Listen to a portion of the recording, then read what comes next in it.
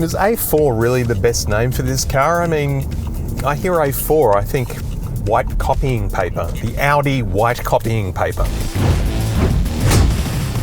This is the Audi A4, and it sits in a little bit of a no man's land in Audi's lineup. It's not the cute little city car that is the A1, it doesn't have the nimbleness of the A3, and it doesn't get the cool looking sportback looks of the A5. It's just kind of a middle-of-the-road sedan that middle managers get.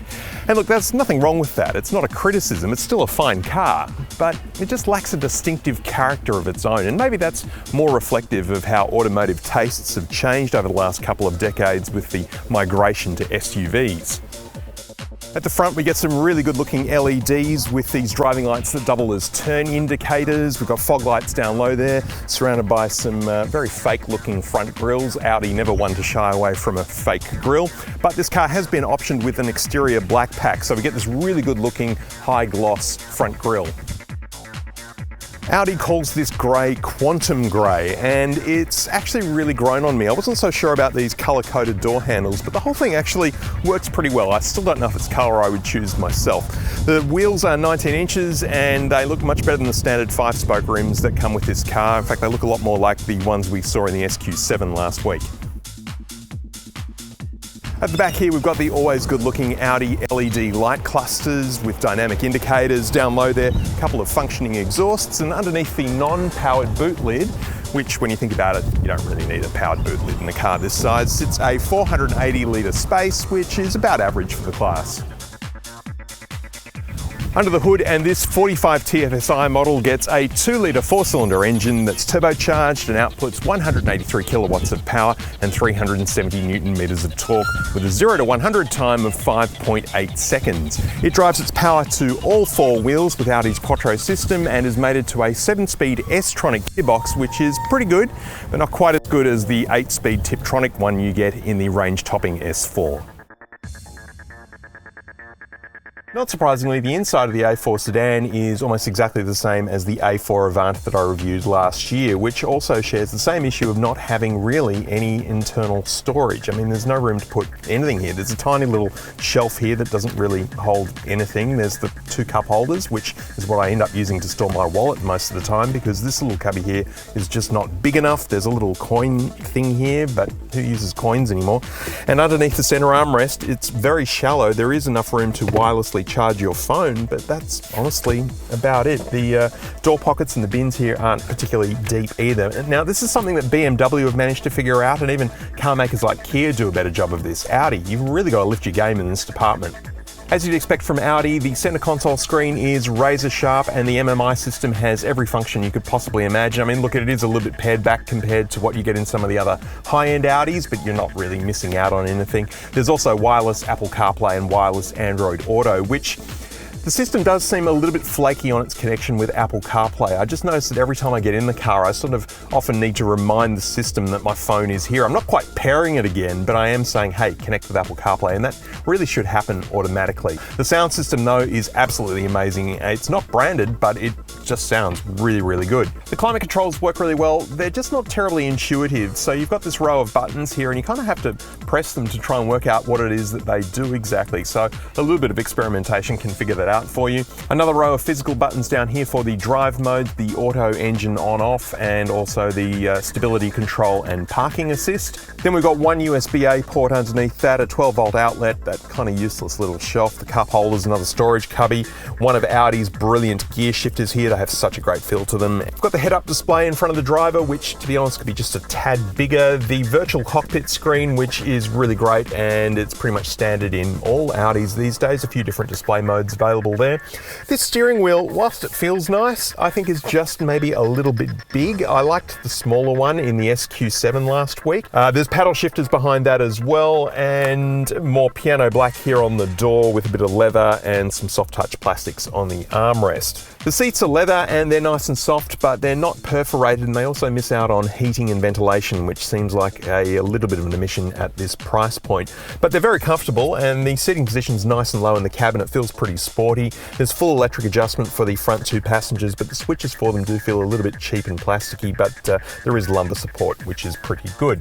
Great vision out the front. I can see almost all the way to the front edge of the bonnet, which is great. Okay view out the back through the rear vision mirror. The rear windscreen is at a bit of an angle, so it's not terrific, but there is good visibility through the blind spots there as I turn my head, and the rear vision mirrors also have blind spot monitoring. Back seat of the A4, and it's pretty good back here. There's actually a good amount of knee room. Now that's mainly because Audi have put quite an extreme slope on the back of these seats. They've really dug into the back of them to maximize knee room and put a plastic shield in there, which is not always great. But in this case, it's really good because my knees aren't touching the seat in front of me, and it's in my seating position. I'm 190 centimeters tall, so, you know, not exactly short. But headroom is not so good. My hair is really touching that ceiling quite a bit.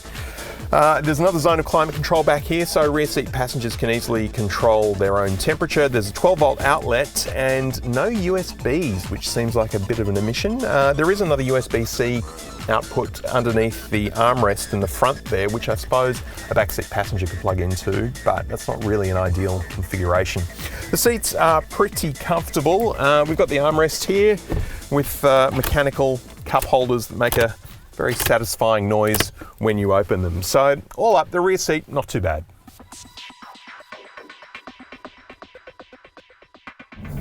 In terms of drive modes, there are a few: efficiency, comfort, auto, dynamic, and individual.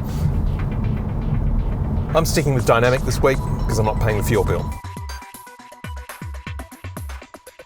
Okay, 0 to 100 in the Audi A4 45 TFSI is officially 5.8 seconds. Let's give that a bit of a go. Okay, driving mode is dynamic. Transmission in S mode. Let's build some revs, and away we go.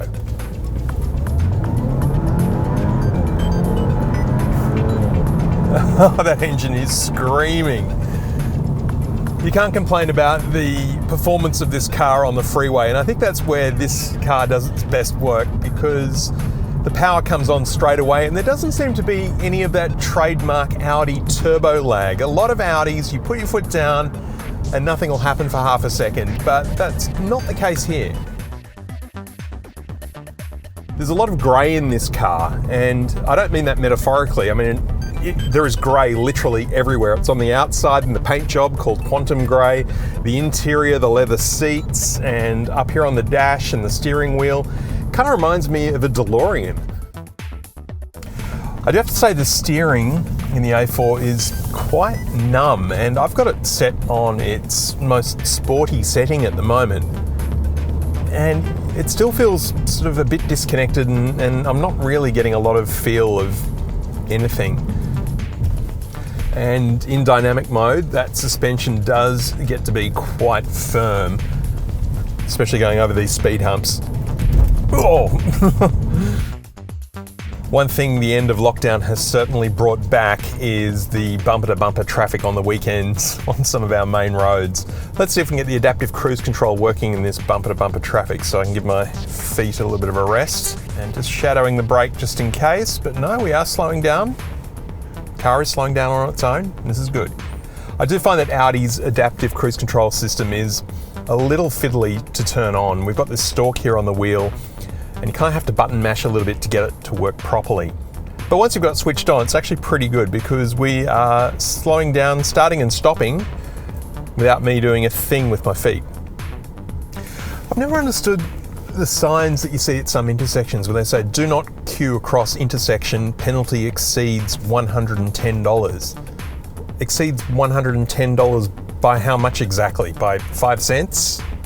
By another $1,000? It's a very vague threat. So while the Audi A4 is really good, I think the BMW 3 Series is just a little bit better. The interior feels a bit more special. The styling on the outside it looks a little bit better, and the performance from the engine and the suspension just both feel a little bit more sporty than this. At $80,000, the Audi A4 45 TFSI is a great car. There's really nothing wrong with it, but it is missing some key features that are standard in cars about half the price of this one. And I just can't help but think that this car's main rival, the BMW 3 Series, represents a better value package. It does it all with a bit more style and a bit more sporting flair.